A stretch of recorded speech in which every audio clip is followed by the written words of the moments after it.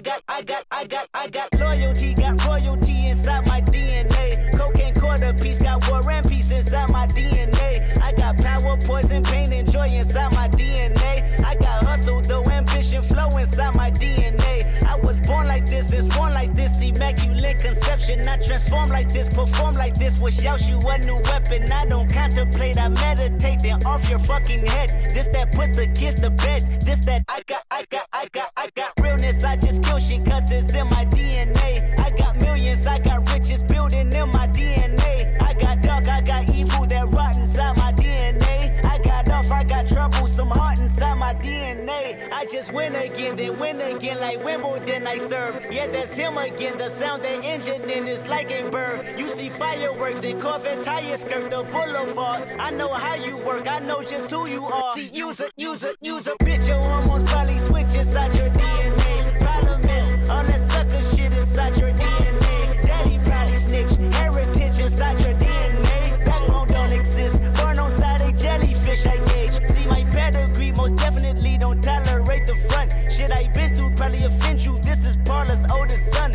I know murder, conviction, burners, boosters, burglars, ballers, dead, redemption, scholars, fathers dead with kids and I wish I was fed. Forgiveness, yeah.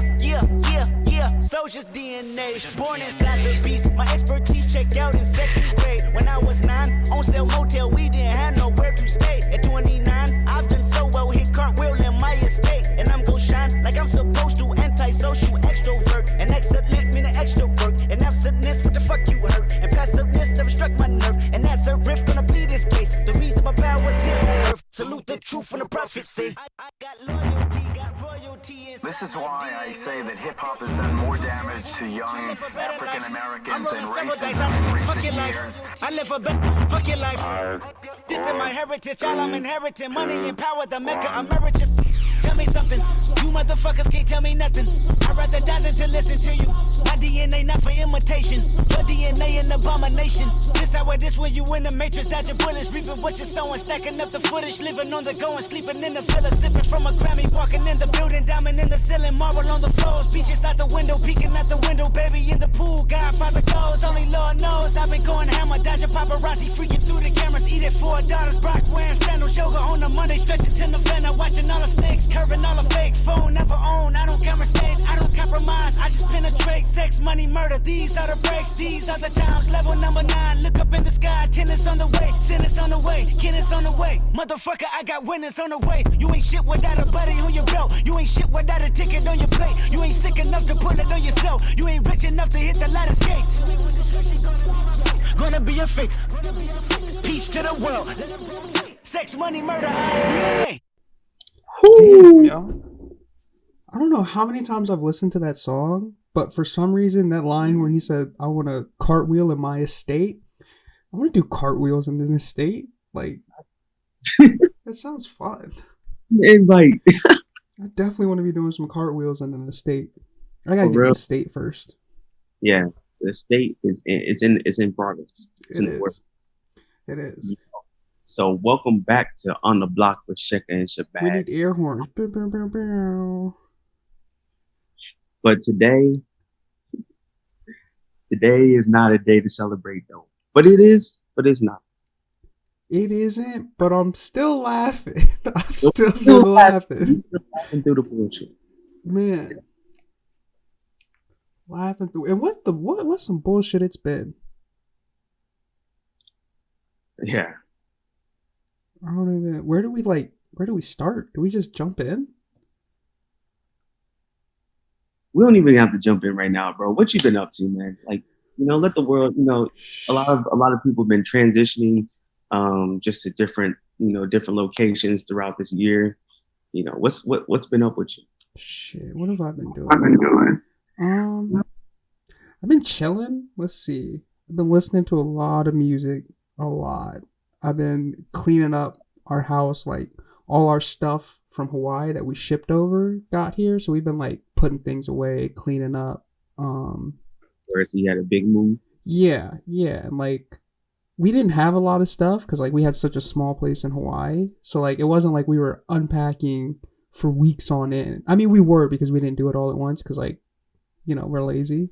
But like I don't know. It's just been like trying to unpack things, figuring out where everything goes. All my books, like they were in storage in Hawaii. We had them in a storage because we didn't have room. Like we have bookshelves here, and like all my books are back on bookshelves. And I don't know, that was big W. So I was happy about that. All my books are back. But that's really it. We just been unpacking. I should be repacking because I'm getting ready to go to California, but like I haven't packed shit up. I'm gonna just fly out there with a backpack, low key maybe. With a backpack and a dream about to make it. A backpack and a dream. Fuck J. Cole and $1 and a dream. I'm going with a backpack and a dream. I need a whole backpack full of dollars. Oh man, I really do. Oh, I got my stemmy. You know what I'm saying? We got the stemmies out here. I was in the Capitol changing my shit. Like, y'all, did y'all see me in the raid? Did y'all see me? If you look carefully, I'm in the back writing $1 million stemmy for myself. What's up, yo? Okay, oh, so fuck. Black dude in the rotunda, in the building, yeah, with his hand in his pockets, just kind of vibing, man. I saw one dude who had like this fresh ass fit on, and on his Instagram, motherfucker was posing on some statues and that shit. I was like, that man really stormed the Capitol for a photo shoot. Come on now. I respect the hustle, but come on, man. Out. Man. Oh, so, but I mean, we can kind of joke about that, but like, really, homeboy, what was you doing? Like, were you really supporting them? Like, I hope not. I mean, just based off like the pictures and the videos, he genuinely looks like he just like saw a bunch of people walking and was like, shit, I wonder what they're doing, and just kind of slipped in. But I don't know. I don't want to like put that on him. I don't know what he was doing. Yeah. Shoot, then maybe we should just jump into it, man. Shit, I guess why not? It's like, it's the topic, you know? It's what to talk about right now with everything that's been happening. So, I don't know. Where do we want to start with that?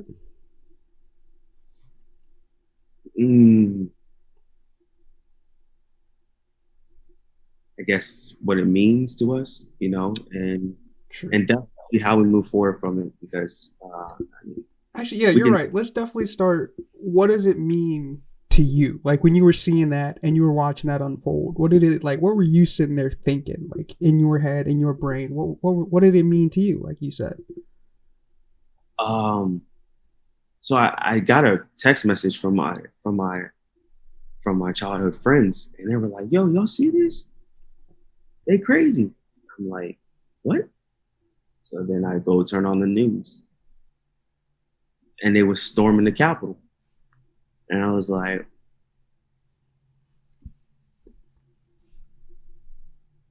just confused, like wondering if it was actually happening, like really wondering if this was the reality.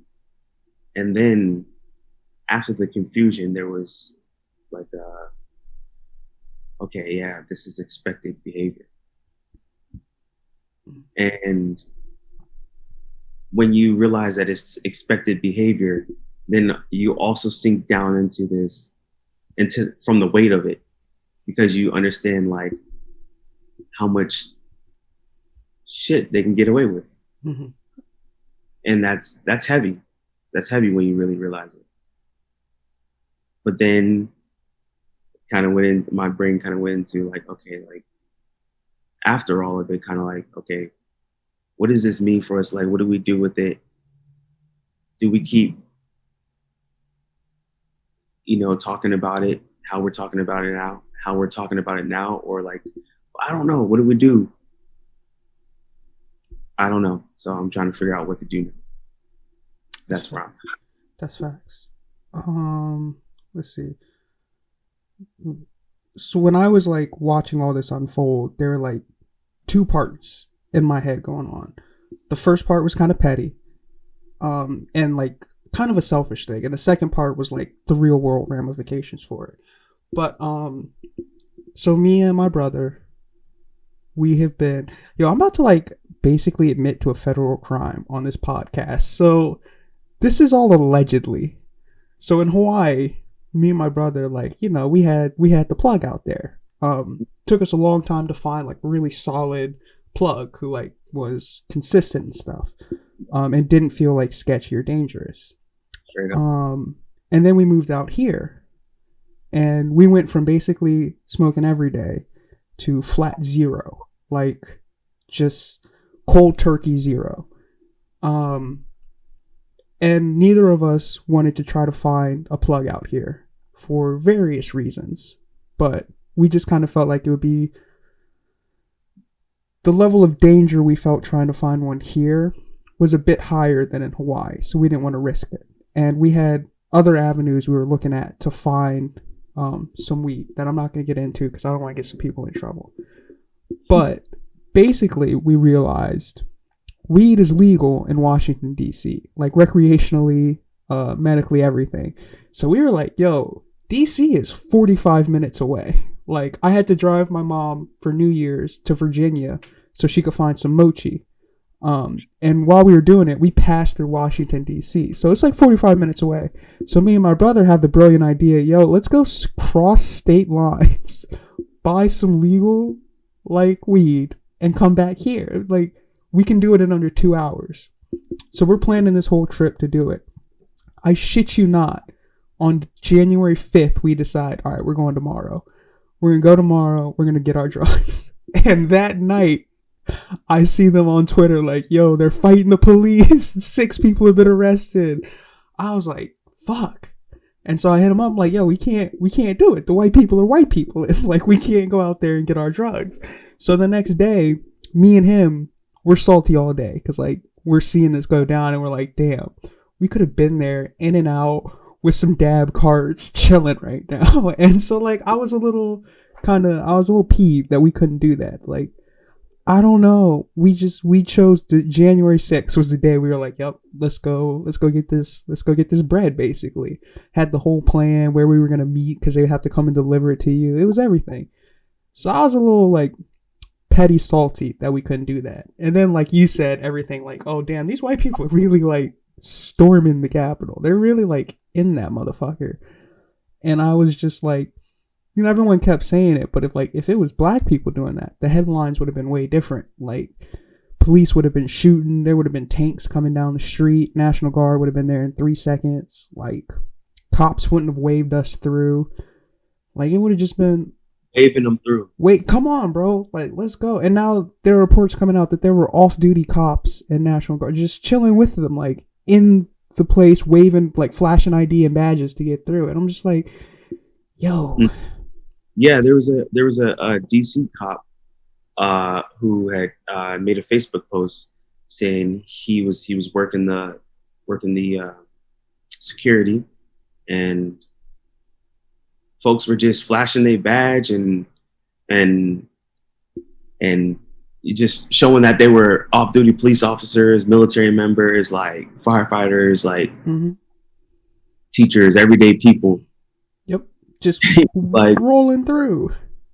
We gotta go to work with these folks tomorrow. Yes, we do.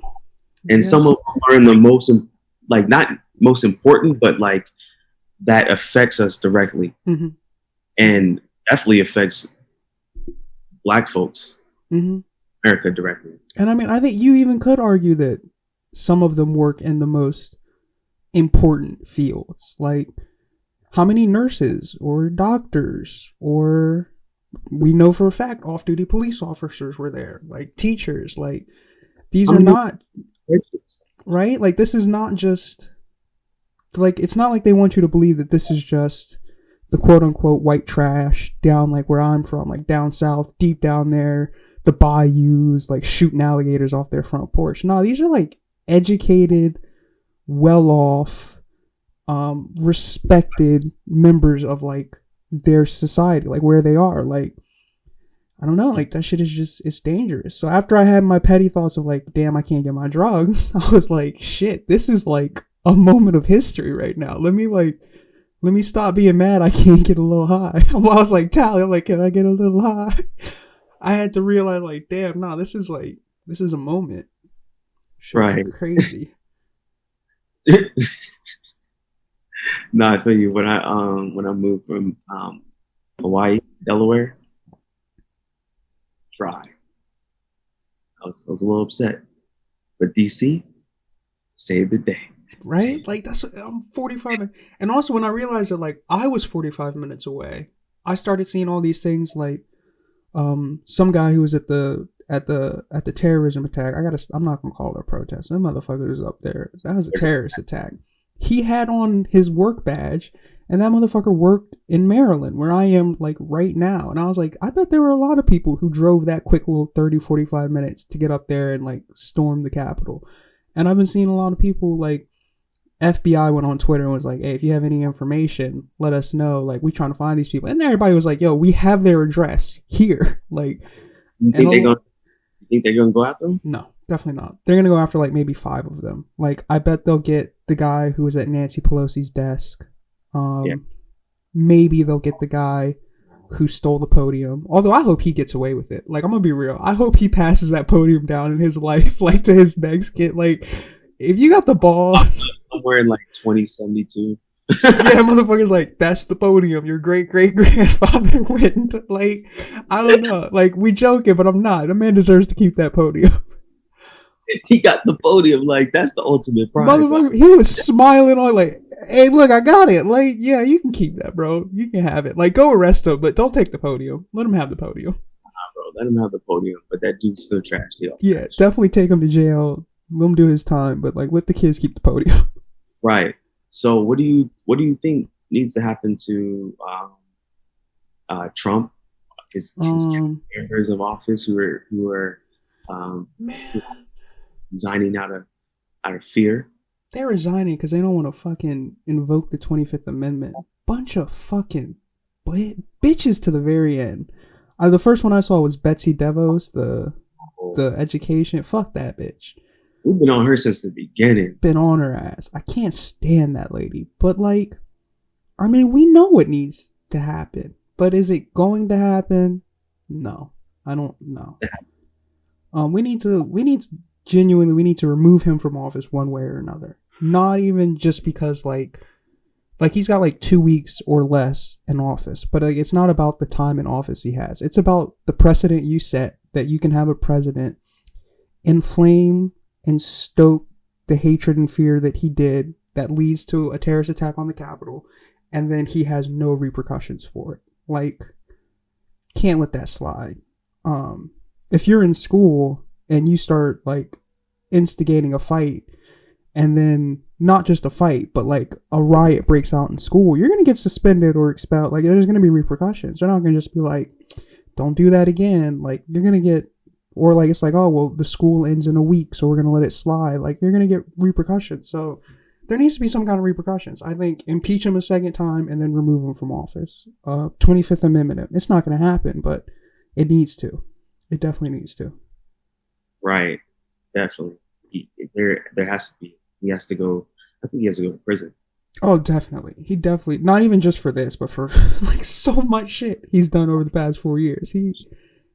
And Jeb Bush sent out a tweet and was saying, Donald Trump, you lost. You need to accept it. Just go home to Florida and let everybody else take care of it. And I was like, no, bro, you're not going home to Florida. You are not going home to Florida. You need to go see a federal prison. Yeah, bro, they need to put you up until you're done. Because what you did, 5 folks died, like, and people stormed the Capitol of the United States of America, like the building. And we're gonna get to the folks that died. I feel like that's a whole nother like section of this talk. We're gonna get to that. So like, we're gonna put that on the shelf for a second. We're getting back to those 5 people that died. Right. And for you to constantly lie from the election on, from before the election, he planted the seed of doubt, saying these elections are going to be rigged. These elections rigged, and then he tried to maintain it when he lost. Of course, we all know this.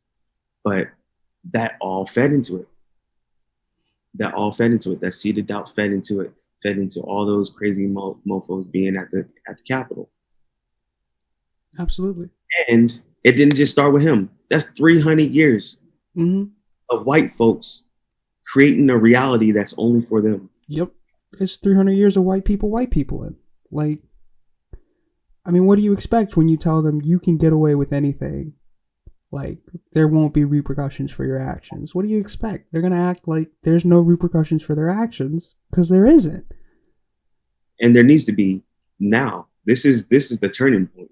This has to be the turning point. It absolutely needs to be. Something has to happen. Like, we already said it. If it had been black people doing that, we wouldn't have made it 3 blocks within the Capitol. They'd have started shooting tear gas and riot gearing up 5 blocks away. Wouldn't have gotten anywhere near it.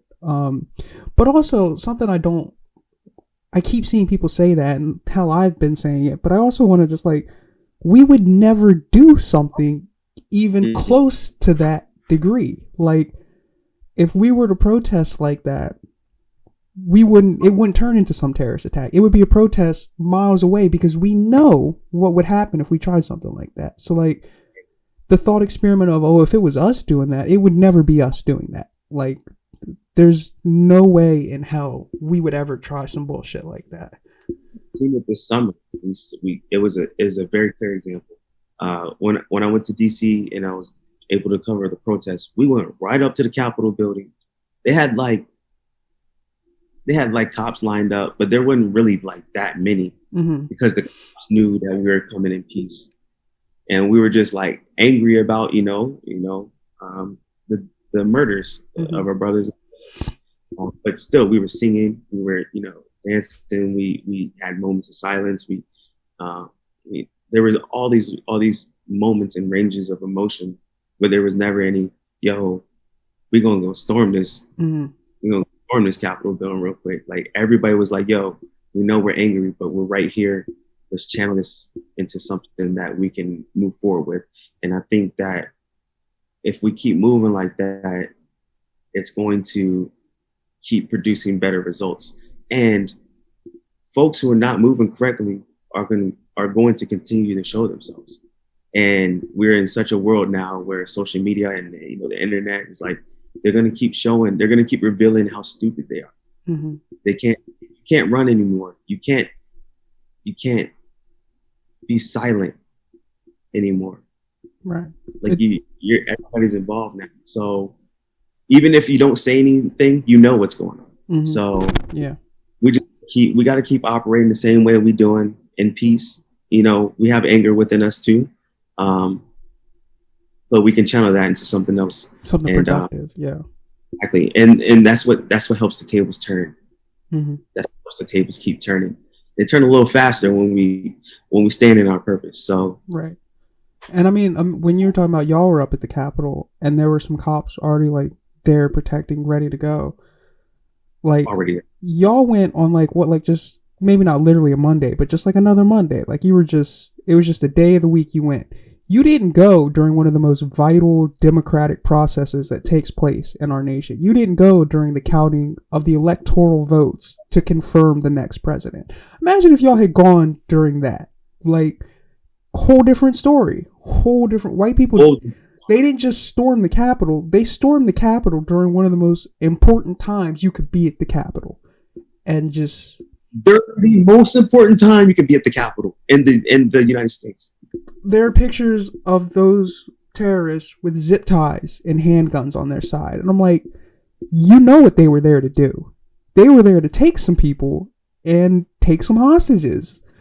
I think if things had gone even just a little differently, which again, that kind of, I think, gets into the when the people died, we would have seen senators, congresspeople probably dead. I think they probably would have killed a couple of them. Some of the most radical of the group that were there, I think, would definitely have taken some hostages, zip tied some people up. And I think that's one of the things I see a lot of people glossing over. They weren't just there on a fucking Tuesday. It wasn't just the first Tuesday of the year. It was the most important, quote unquote, Tuesday of the year. Like, can't just go when we're trying to confirm the next leader of our country.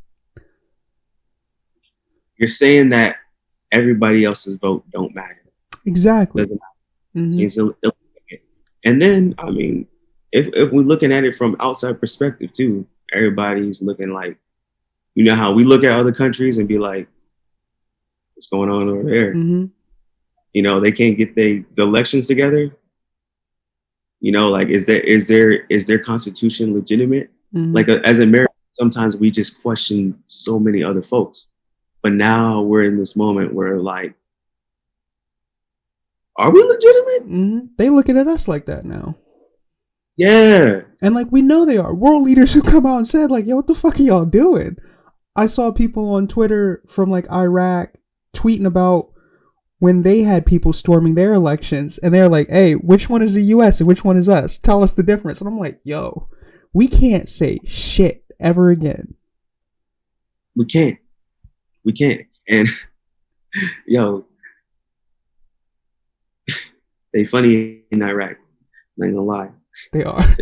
They sending out tweets talking like Iraq calls a U.S. invasion or calls an invasion on the United States to install democracy. It's like they were cooking us.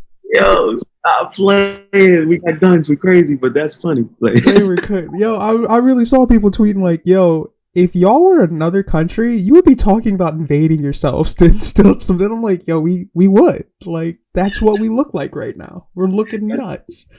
That's what we look like. That's exactly what we look like. And we deserve to look like it. Mm-hmm. Well, no. Let's remove black folks. Right. Let's we don't get to actively, black and brown folks don't get to actively participate all the way in society or in the political decisions or the financial decisions of the country. So this invasion of other countries, this domination of other countries, remove us from it. Yeah, we're not there. We're not in the room when those decisions are made. I don't know, man. It's just like the Boys TV show. I can't believe I'm blanking his name, but the bad guy in that show, he has a moment where he says like, I'm not allowed to get enraged. That's the luxury of a white man. And I'm just in that moment, like watching that, you're like, damn, like there it is. Like we don't have the luxury to do that. Like we can't do that. And watching that, like people were saying that picture of the guy who got all the way into the Capitol up onto like the podium of like the speaker and stuff, that picture was the epitome of white privilege. And like it is, and it's also the epitome of white power, basically. Like that white people can get that far. Black people, we wouldn't have made it through the door. They would have. What are they doing? Scarface, bro. Say hello to my little. They'd have mowed us down. Bro, he had 90. Bro, there was a black kid, and I don't know if it was in Colorado, but I don't know if it was this year, last year, or the year before, but he got shot like 97 times. 97 times? Yeah. By the police. Jeez, how do you even shoot someone 97 times? Exactly. Aaron McDonald was shot. Not Aaron McDonald. What's his name? Is it Laquan? I believe it's Laquan. Was shot 15 times before he hit the ground. You know, like, and this is on the street. Like, they in the Capitol. They are in the Capitol building. It's night and day. It's black and white. They had bombs, terrorists. Not enough people are talking about them bombs. They had bombs. There were bombs. They call Representative Omar a terrorist. What? I think people are really starting to realize terrorist doesn't mean, like if you Google the definition of terrorist, that's not what they mean in this country. Terrorist means what shade is your skin. If your skin is dark, you're a terrorist. If your skin is light, nah, you a disenfranchised, angry protester. You're not a terrorist. You need help. You don't need Guantanamo Bay. You need therapists. Like, it's fucking nuts. Right. But okay. So what about what are your thoughts on the folks? Died. Shit. Which one do we want to start with? Do we want to start with the police officer that lost his life, or do we want to start with No, actually, let's start with that dumb white bitch that died. I don't even know her name. She a terrorist. I think her name was like Abby or Some I don't know, some white name. I don't know. Let's start with that bitch. Did you see the video? Yeah, I seen her poking her head through the shit. Yeah, and you know me, I'm not someone like when there's police brutality killing video, I've come on here and said like I don't want to watch it. I don't want to see it. I think I've watched that video like 3 or 4 times at this point. And what did you What do you think? what were you expecting to happen? Is my question. You were climbing through a secured hallway, breaking the window, climbing through, and where you're going, the vice president is at the end of that hallway. Members of Congress and the House of Senate are at the end of that hallway. And you think they're just gonna let you come through that window while they're pointing a gun at you? You just think, damn, let me climb through this bitch real quick. Wow. What did you expect to happen? And that man fired one shot. Like, we were just talking about black people getting shot 97 times, 15 times before they hit it. She got shot once. Like, and the funny part to me is in the video, everyone around them scatters immediately. Everyone's like, oh shit, they shoot. We got it. Like, yeah, they're shooting, you fucking idiots. As if they didn't expect that they was going to start shooting at the Capitol. Like, what? Mans was screaming, there's an active shooter. Like, this ain't no school shooting, fam. That's a security guard doing his job. Like, They are confused. They are living in a world. They are living in a twisted world, bro. they have to be. Because they think active shooter, you're at the Capitol trying to get in. That ain't no active shooter. There ain't no active shooter. That's called a terrorist who got shot. Yeah. Like, and she's a veteran. She was, let me not say is, was. She was a veteran. I don't, what was going through your head the moment you're like, let me climb through this obviously barricaded hallway with someone pointing a gun at me right now. Let's just go through this window. Well, I tell you what, if she a veteran, then she wasn't listening. She must not have been. But her name was Ashley Babbitt. She was 35, and she's a 14-year Air Force veteran. So that's what they're describing her as. Not a terrorist that stormed the Capitol and was trying to get to where one of the most powerful people in the world was. Saying she was shot by a Capitol police officer while she was among a group of people who were trying to force their way through doors in the Capitol to a part of the building where a member of Congress were taking shelter. They, like, even when white folks talk about they fuck ups, like, they can never really admit that they fucked up all the way. Mm-hmm. It's like they gotta tell like a story without all the details that describe its gruesomeness. When black people, when we get killed by police for walking down the street or just taking a jog and some people pull over and lynch you, when we do it, we get a smear campaign. When white people do it, they get redemption arcs. They get, 14-year Air Force veteran. Mother of, I don't give a fuck about her kids. Fuck her kids. Like, fuck them kids. I don't care about them kids. Yeah, they probably racist as hell. They probably racist as hell. Fuck her husband if she had one. I don't care. Fuck all of them. Real shit, bro. I'm right there with you because that's trash, bro. She fucked around and she found out. Like, found out. I don't know. I have no sympathy for her. I really, really don't.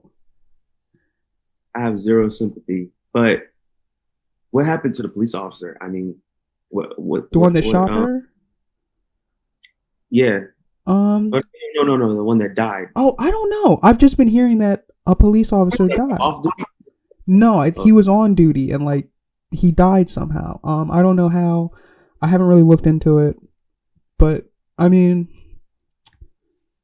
to me, the way those white people were acting towards the police officers that were trying to stop them, it's the final proof I think anyone needs that Blue Lives Matter was never about respecting blue lives and was always about the degradation of black lives. Like, you don't care about blue lives, you just hate black lives. And you've used Blue Lives Matter as your way to channel that without saying black lives don't matter. You've decided to say blue lives matter. But you have just proved the blue lives don't matter to you. If you can switch on them on a dime like that, blue lives never matter to you. It was never about blue lives mattering to you. It was always about what you perceive as your right to kill black and brown people and people of color at your discretion. So I don't want to ever hear no blue lives matter shit again. I really don't. They created a whole flag. Like, that flag don't mean shit to y'all. Y'all don't care about blue lives. Like, we didn't even have a flag. Like, we just had like Black Lives Matter. Like, we just made signs and shit because we cared about the folks that was dying. Right. We're very simple cause, a very simple like reason for why we were there. But they created a whole like faction, a whole like almost kind of army. Yeah, they really did. Because they didn't want us to love our brothers and sisters, to not want to be killed. Right? Blue Lives Matter is an ideology in response to what basically was just a slogan. Black Lives Matter. We weren't an organization. We weren't a movement necessarily. We were just some people protesting that black and brown people are killed at disproportionately higher rates than other people. And Black Lives Matter was the slogan we used to adopt that. And in response, you start a whole ideology of how blue lives matter. You start making flags that are disrespectful to the actual American flag, but nobody wants to admit that because you think black lives don't matter. And you just couldn't say that. So you decided to say something else. And we have proof of that now. They don't care about police. They don't think blue lives matter. They just think black lives don't matter. They sincerely, and them storming the Capitol was the final statement. Mm-hmm. It was. I mean, I truly I deleted Instagram off my phone, and I blocked it on my computer so that I would stop going on it. And I'm just trying to stay off a lot of social media, but I really wanted to go on social media when all this was happening and just like a real quick like story or post. Like, if you voted for Trump in 2016 or this last election, delete me. Don't ever talk to me again. I never want to hear from you again. I don't want to hear excuses. I don't want to hear that you're not with the people. Like, I never want to hear from you again. Like, I don't care how good of friends we were in the past. I don't want to hear from you ever again. And I stand by that. So I guess I'll say it on this podcast. If you're listening, if you voted for Trump, don't ever talk to me again. Lose my number. Block me. I don't care. I don't want to ever hear from you. Like, as far as I'm concerned, we're not friends anymore. I second that. Yeah, I mean, when it gets to the point that they're storming the Capitol, like, we're drawing hard lines in the sand at this point. Mm-hmm. I remember in 2016 when he got elected, I was literally on a submarine, and one of my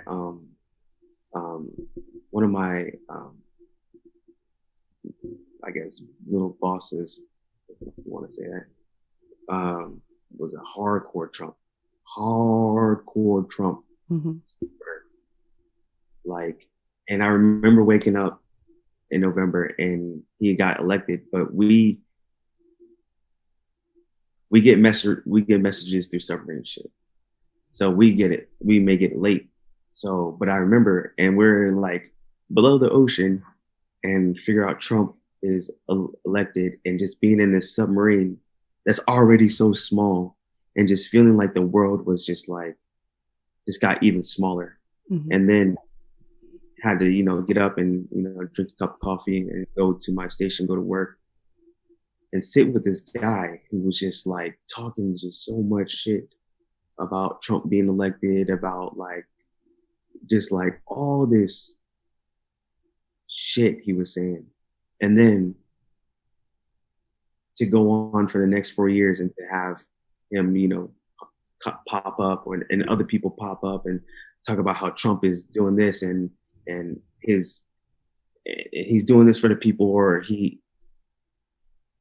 and then to fast forward to now and to see them still following him and then to see this happen at the Capitol, it's like for 4 years y'all let this shit on, and for 4 years we resisted and said, bro, that guy is terrible.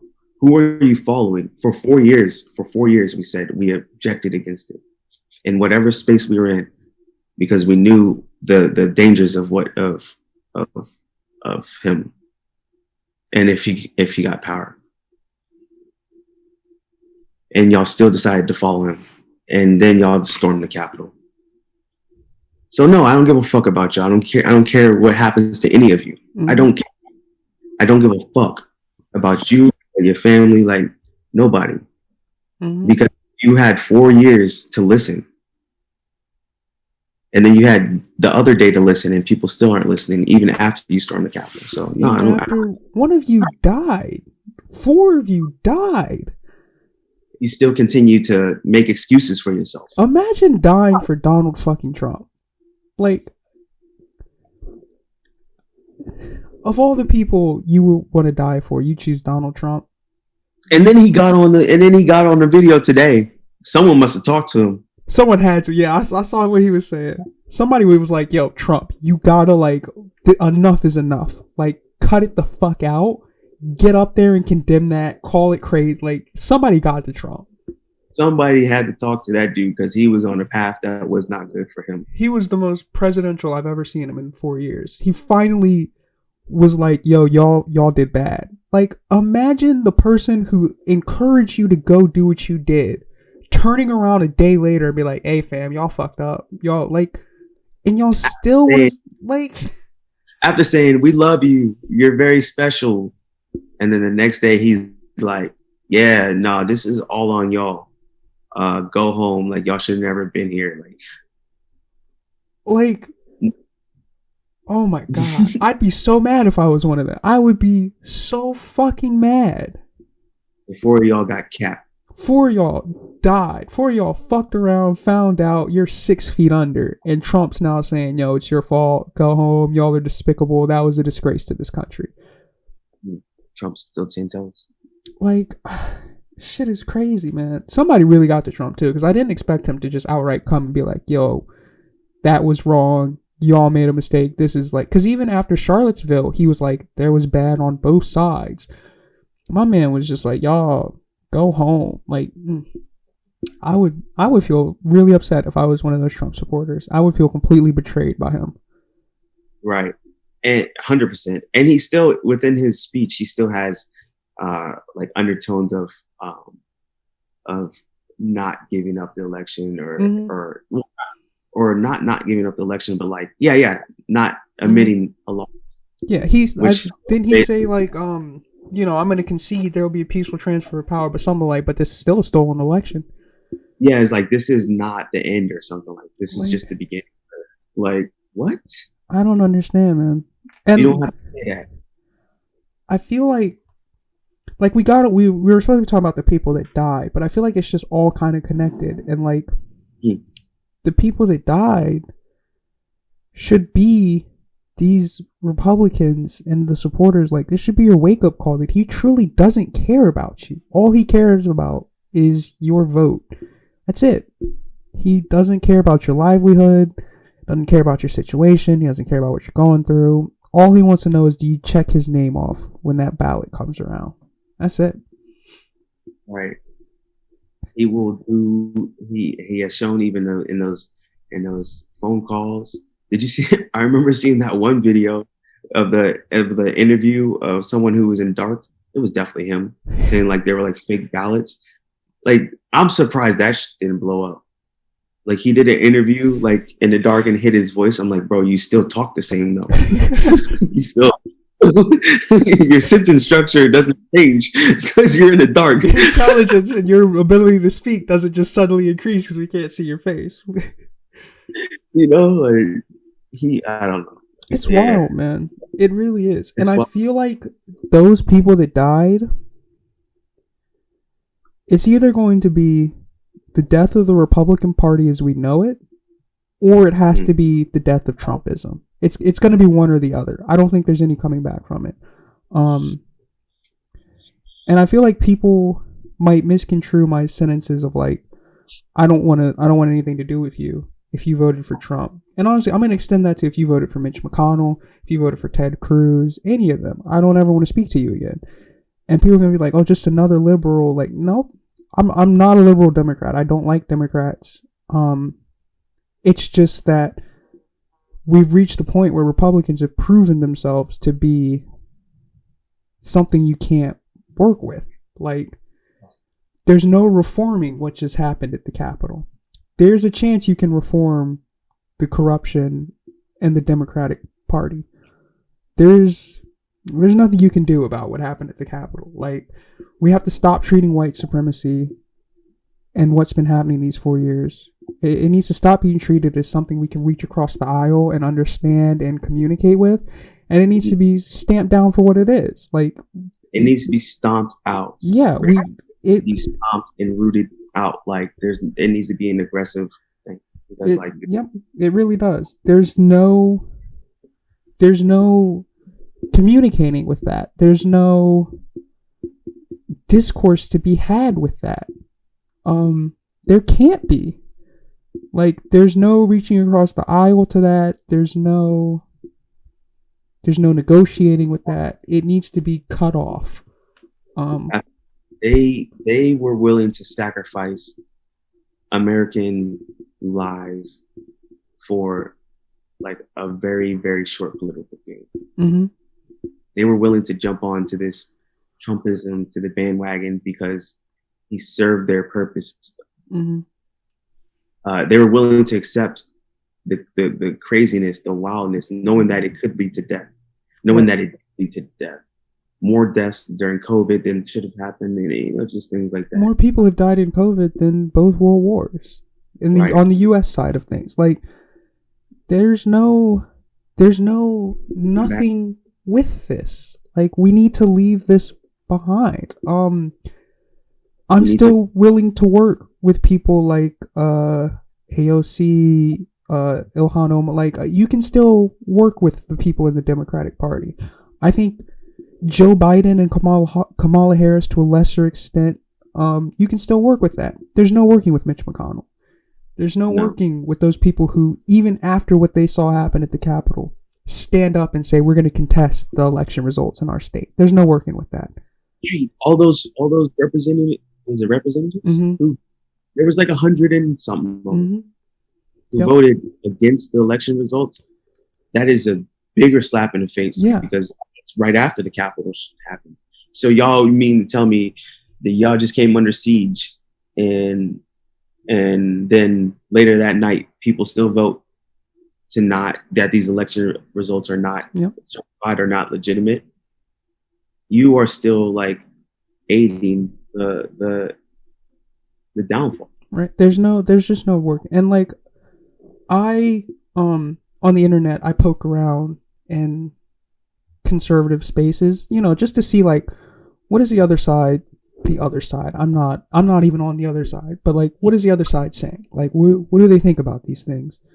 And I see a lot of the same sentiment that the current Republican Party needs to go. And like, they don't represent conservatism. They don't support that anymore. They don't represent that. They represent something else. And it's time for that to die and something new to come along that truly represents what they're about and are not about upholding these white supremacist ideals and getting people killed. Like, so it's not even a thing that I think liberals are like, the current Republican Party needs to die. The constituents of the current Republican Party, a lot of them are saying the current Republican Party needs to die. Mm-hmm. Mm-hmm. I think we can all see that now. Mm-hmm. Absolutely, because it has gone too far. And 100%. I agree. It is, and like, those people were out there wearing hoodies that said like Civil War, January 6th. That's the path we're headed down if some shit doesn't change. I think they retreated because they saw someone die and it hit them like, oh, our side dies in the war too. So they kind of backed off, but if we don't do something, if we keep letting this fester and grow, we're on our way. We are well on our way. I 100% agree with that. And we have to talk about a possible war. I know folks don't want to say that word and talk about it, but it's a reality after what just happened. It's a reality. These folks, like, they've shown they don't care. They've also shown they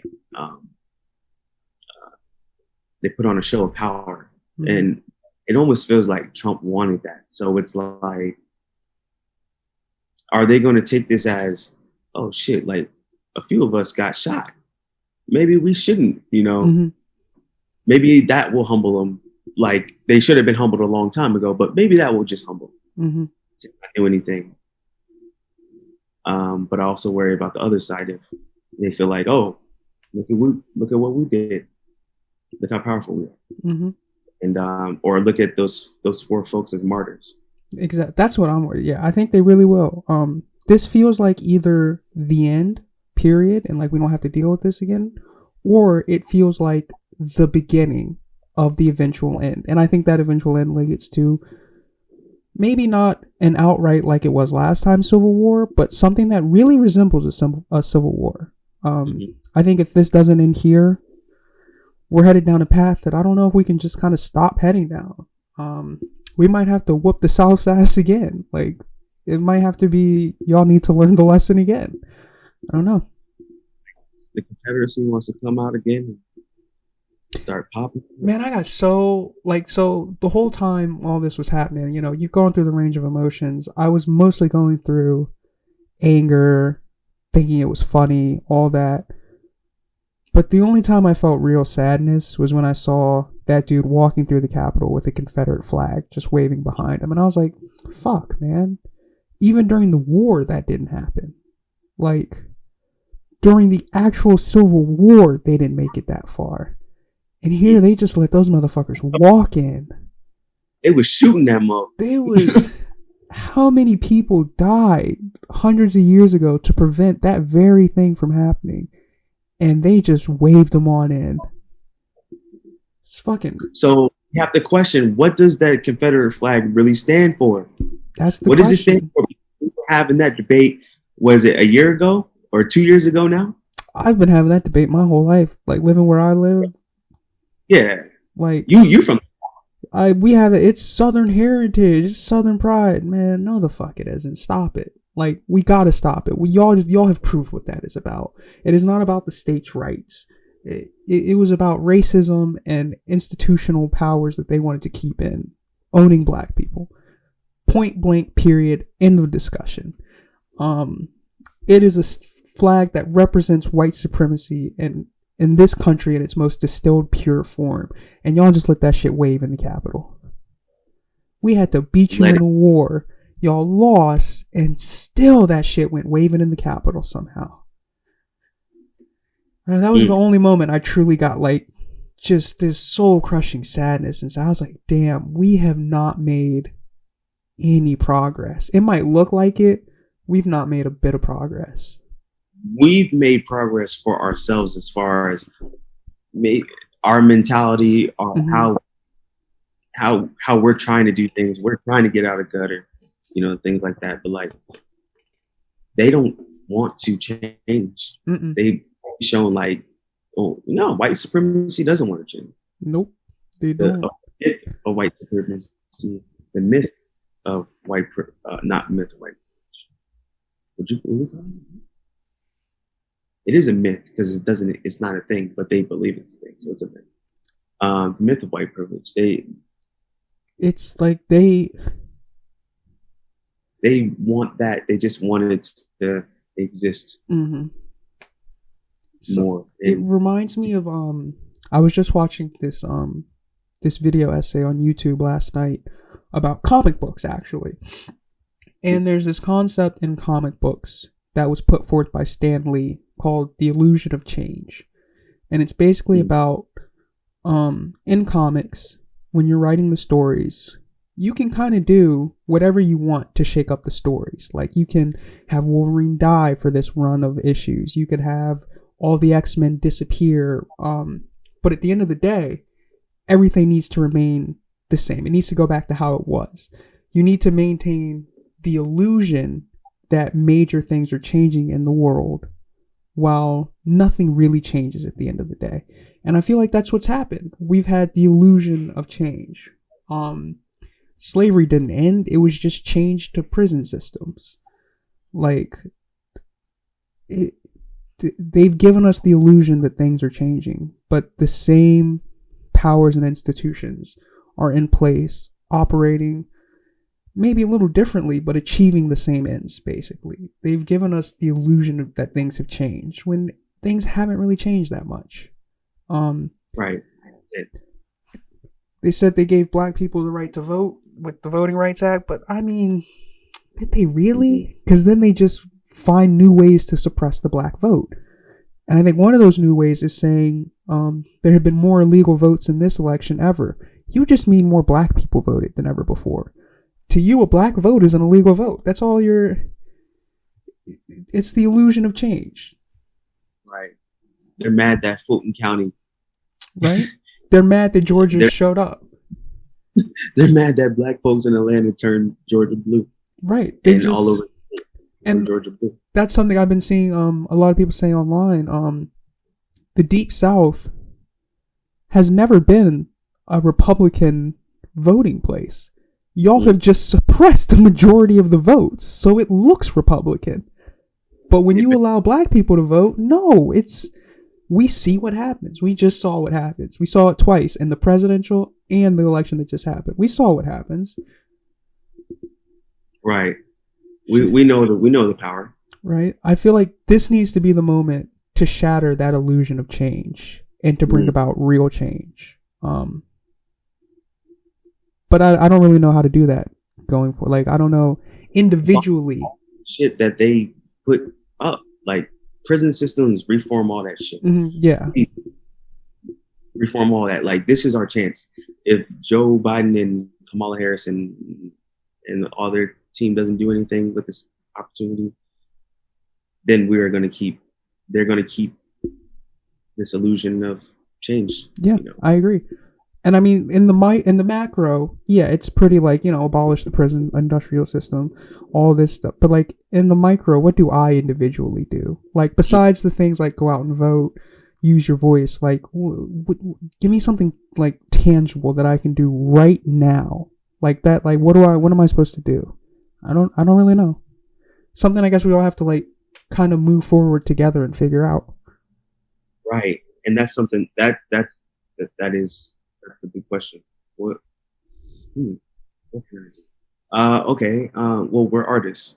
That's true. Yeah. We have control over narrative, especially Black narrative, especially in this world with social media. That's something we can do now, is control how we see each other, control how the world sees us, control when the world sees us. That's something that I feel like we can do as artists. That's very true. Yeah. There's a lot of power in art. Yeah, and we have to create our reality. We definitely do. Yeah, it's time to stop letting other people dictate when, where, and how Black art and how we can be seen. And like, I don't want to see. Just for example, I don't want to see any more Eastern European fantasy white stories. Like, give me some black fantasy stories. Like, let me see some fantasy that's inspired by Black kingdoms we've had. Like, and I've been reading a couple, and they're so good. Like, the default world is not white. And you're right. That is one very, very powerful tool. We need to normalize Blackness in all spaces and all aspects, and not just Blackness either. Like, we need to normalize all people of color in these spaces. Unity. Unity is something that we need to show. Mm-hmm. It is. Because, I mean, if you can't see that, if like again, and if all the people in commercials are white, You're gonna You're default. gonna think white. Yeah, Power. you'll think default white. And also another part of like the art conversation with it is I think we need to see white people creating art featuring black people that is not about blackness, but just features blackness. Waves, a movie by Trey Edward Schultz, fantastic movie with a black lead about a black family, and it doesn't have much to do with being black in America. There are small undertones in it that, from what I've read in the interviews, were things added by his main actor. But it was a movie I hesitated to see because I was like, a white man directing a black family, and I realized like once I saw it, I was like, shit, I don't need to think of it as a white man directing a black family. I just need to think of it as a movie, and the leads are just black. Like, we need more. White people can't be afraid to tell stories featuring these people of colors. Just don't make that the issue. Just have it be a person of color as your lead or whatever. Like, write the story for everybody. We need stop writing the story for specific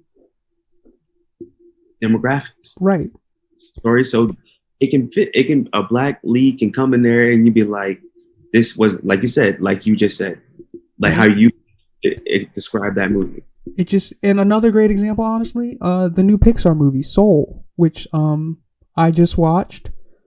I liked the movie. I had some issues with it, like in story. This is not an art podcast, so I'm not about to break down Soul for you. But from what I understood, directed by a white guy and co-directed by a black guy.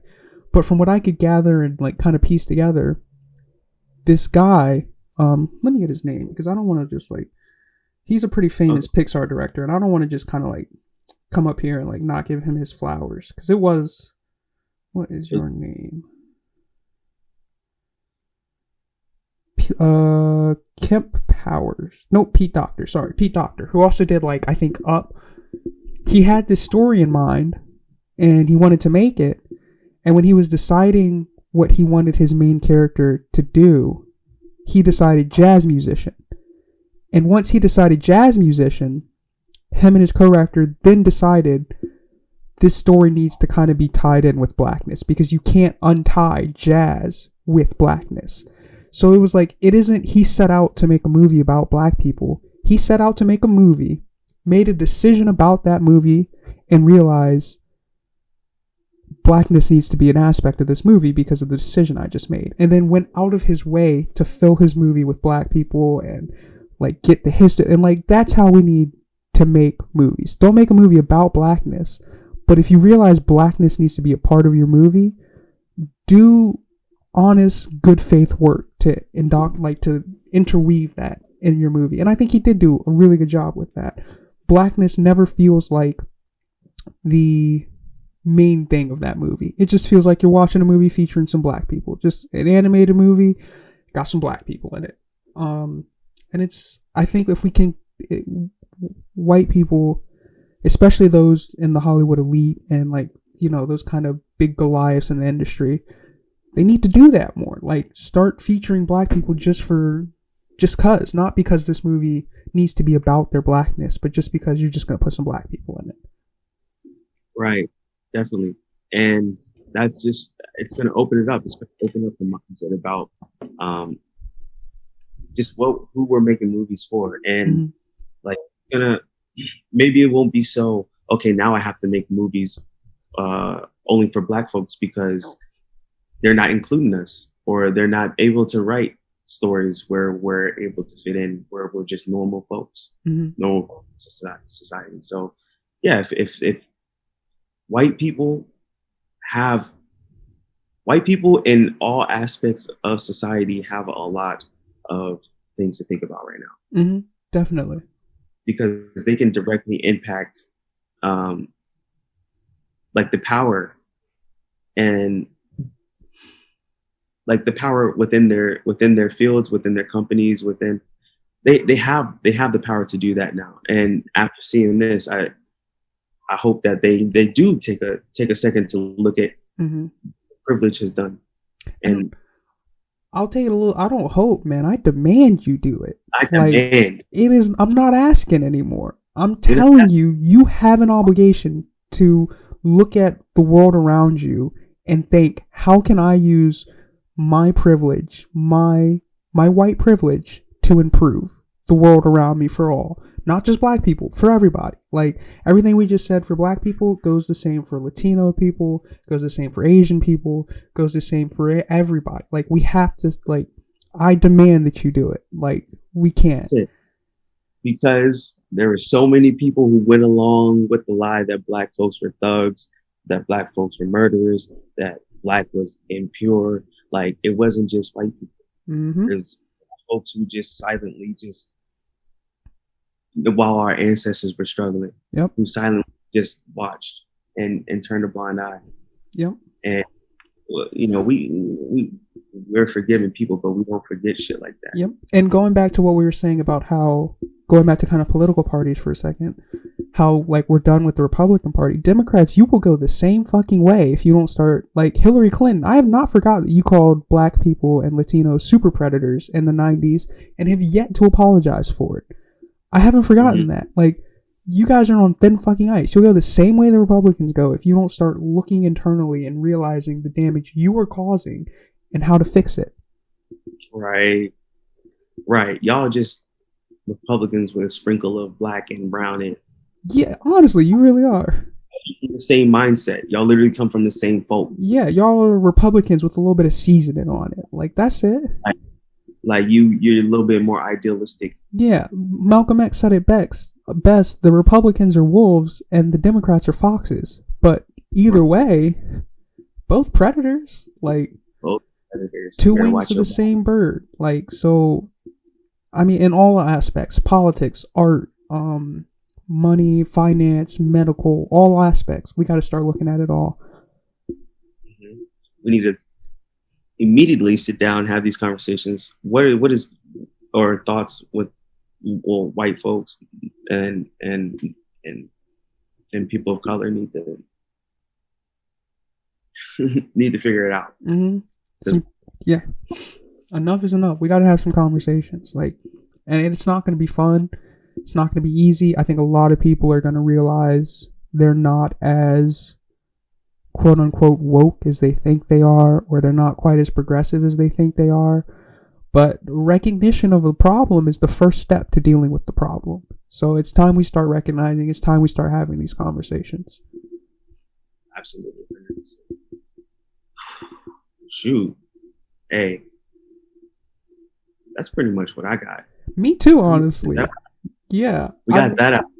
I've had a lot on my chest and my mind these last 2 days, and like that felt really, that's all I got. Yeah, really.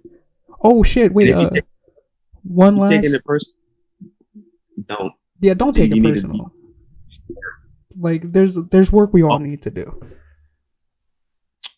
Last thing that has absolutely nothing to do with anything we just talked about, but rip MF Doom, lost a legend. Again, right after King Von, rip MF Doom. That's all I got, really. On, was it right before New Year's? Yeah, December 31st. Apparently he died in October, but they just let us know on New Year's that he had passed away. So, rip MF Doom, absolute legend and juggernaut of hip hop. Your favorite rapper's favorite rapper. Absolutely. Yeah, that's about it. That's all I got, man. That's it. All right. Well, shoot. Hey, you want to play it? You want to play a Doom song? Yeah, fuck it. Let's play a Doom song. After he died, I listened to Mad Villainy. People are gonna cook me for this, but I didn't really like Mad Villainy that much. I preferred his other album, Food. So I'm gonna play a song from that. What are we gonna listen to? Follow on Instagram, YouTube, Spotify. They're just everywhere on the airwaves. All that good stuff. If y'all have things that y'all want to talk about on the podcast, you want to be a guest on the podcast, DM us, shoot an email, comment on YouTube.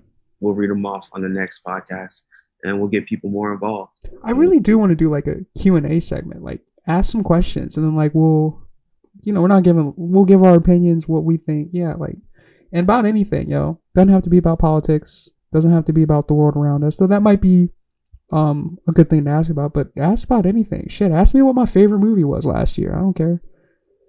Straight up. What's your favorite? Nah, we'll let him ask that. I actually didn't have one. I didn't like many movies last year. Nah, last year was not really like. No, it wasn't it. It wasn't the year for movies. Last year was more music, I think. But all right, sure. we're about to get out of here. I'm gonna play some MF Doom, and I'll catch y'all later, yo. All right, y'all.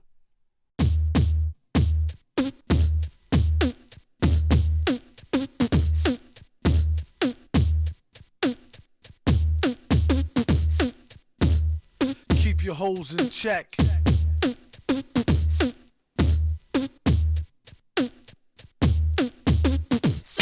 I got this girl and she wants me to duke her. I told her I'll come scoop her around 8, she said. That sounds great, shorty girl's a trooper. No matter what I needed to do, she'd be like, on his own throne, the boss like King Cooper. On the microphone, he flossed the ring. Average MCs is like a TV blooper. MF Doom, he's like DB Cooper. Out with the moolah, I let her get her outfit just to cool her off. She said niggas ain't about shit. I wonder if she meant it, I doubt it. The way it be in her mouth, she can't live without it. And can't live with this, handle your business. Villainous, stay on a scandalous whole shit list. 1 pack of cookies, please, Mr. Hooper. It's fun smacking rookies, he is the look like a black Wookie when he let his beard grow. Weirdo, brown skinned, always kept his hair low. Rumors has it it's a S-curl accident. Doom was always known to keep the best girls' backs bent. Some say it's the eyes, some say the accent. A lot of guys wonder where their stacks went. I call her thunder thighs with the fatty swoller. Only mess with high rollers, do what daddy told her. No matter the city, she with me to do the thang thang. Working the coochie hoopty chitty chitty bang bang. Same name on the titty as on the name ring. Pretty like Baby D off all in the same gang. Keep my eye on her, really don't trust her, but I treat her like a daughter. Taught her how to bust a nut and the heat to turn beef to horse meat chalupa. Teach her how to hold it, of course he is the.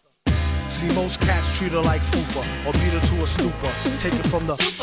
You need to make her feel cuter and lay down in G like loofah. Everything will be do for her. Keep her in a new fur so she looks sweet when she go to meet the. Got the Buddha, get the grenadiers, twist it, put it in the air, come here, kiss it. Listen here, Scooter, let her try to bag you when she's on the rag, never let her fry the ragu. Which will have you into some type of spell crying dag boo. Her name on your back in a tattoo. Whether a bougie broad, nerd hoe, street chick, don't call her wife if you met her at the freak nick. You don't want her, don't waste her time, I'll dupe her. And be a father to your child like the. He keep his hoes in check, sends them out to get glows from all frozen necks. Tell him take his clothes, leave him posing naked for real. Better yet, get him for the check off the record deal. Find out where he keep the tech and the blue steel. Make sure for extra rec, let him know how you feel. And while he's running down to All-Star Weekend to ball, I'm coming with the U-Haul.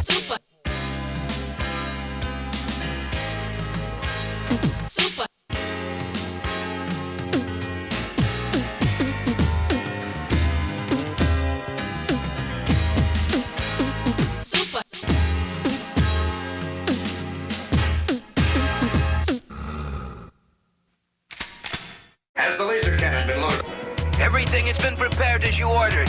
But how did you get permission to return to New York, Master? Through the efforts of a misguided fool. It's free enterprise! And I'm not gonna let some blasted government bureaucrat tell me how to run my business! But Doom will be my guest on my private estate on Long Island. There's nothing you can do about it! He's dangerous. I just hope you know what you're doing. Don't I always? Ah, there's Doom's jet, right on time.